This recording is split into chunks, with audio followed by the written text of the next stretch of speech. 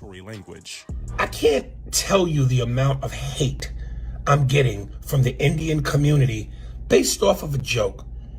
Dudes are sliding in my DMs, calling me all kind of N-words, epithets, derogatory slang, monkey, this, and this. And it's amazing to me, and I don't want to put this off on an entire race of people, because I got Indian people who are smart enough, savvy enough, and are showing me love. A la Russell Peters, my guy, my man Kolsch, who we talk about on the podcast. But I'm telling you, man, this is the goofy world we live in. Read the comments. I got so many Indian people, mostly dudes, sliding in my DMs, calling me the N-word, this, that, epithet, derogatory term. And it'd be different if the clip was of me in my house or somewhere secluded with a bunch of people trying to make a joke, because that can be interpreted wrong. That might get lost in translation. But I'm at a comedy club. I'm on stage. People are laughing. The clip is almost either in 1 million or over. You mean, really?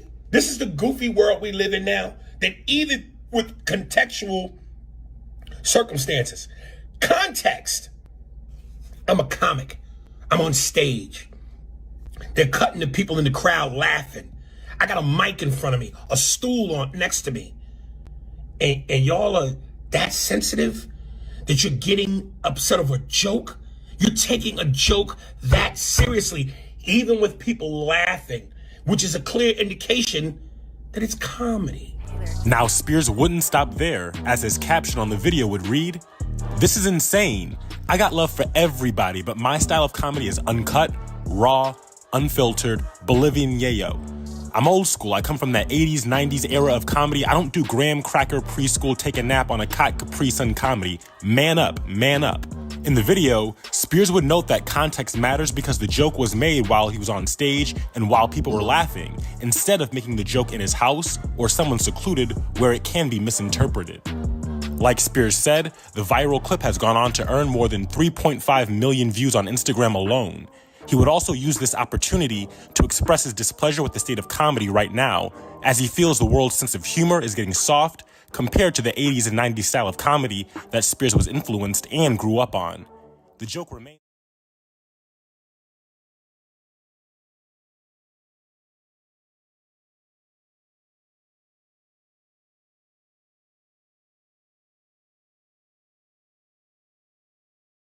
From one Indian to another, some of y'all totally deserve the racism that you experience. Do you know the number of times I've seen an Indian in Japan out in public and I smile at them and they look away? Or they just stare at me and give me the stink eye as if I've just assaulted them or something. Why do you feel compelled to be unpleasant to other people of your own race, but then expect other races to treat you properly? Because these are the same people that would literally bend over backwards and give all smiles and pleasantries to a white person. I just know that they're the same people.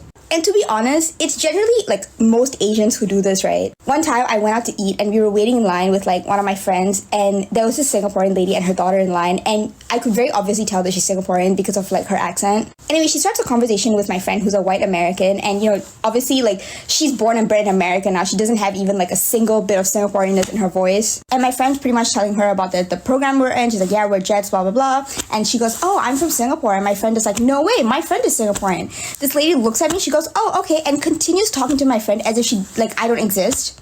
And then she proceeds to say, oh my god, you have to tell me all about how you got to Japan because my daughter really wants to move to Japan. I applied through the Japanese embassy in Singapore as a Singaporean. If anything, you should be asking me. But you're pretending that I don't exist and actively engaging the white person why. This is literally why we got colonized. Like, this is exactly why. It pisses me off. Like, if you are a brown person and you see another brown person, it should just be code that, like, you talk to them, right? And this Singaporean lady was Chinese. And look, Chinese Singaporeans were not very good to me on a good day in Singapore. So, like, I don't expect them to be good to me in a foreign country. But, like, as a brown person, where is your dignity? Like, this shit with worshipping white people happens in my own family. That's, like, the most disappointing thing. Like, it happens with, like, my extended family. Not my parents, thank God. But, like, you know, my cousins and my aunts and uncles and stuff. It's honestly so disgusting. It's like, oh my God, where's your Vekkom Mana Sudasone? People who say there is no racism in Canada, let me tell you a story. So on one summer day, me and my friends decided that we're gonna go for a swim. We decided the place, it was Portia Cove. We went there, we were so happy. It was perfect summer day.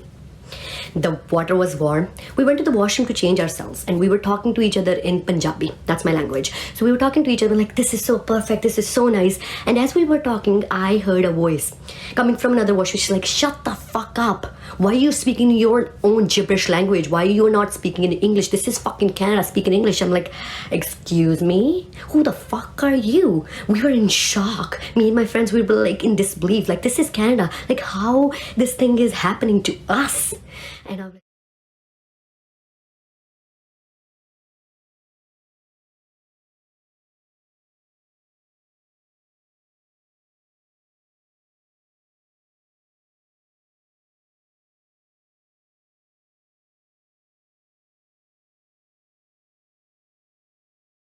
Son of a...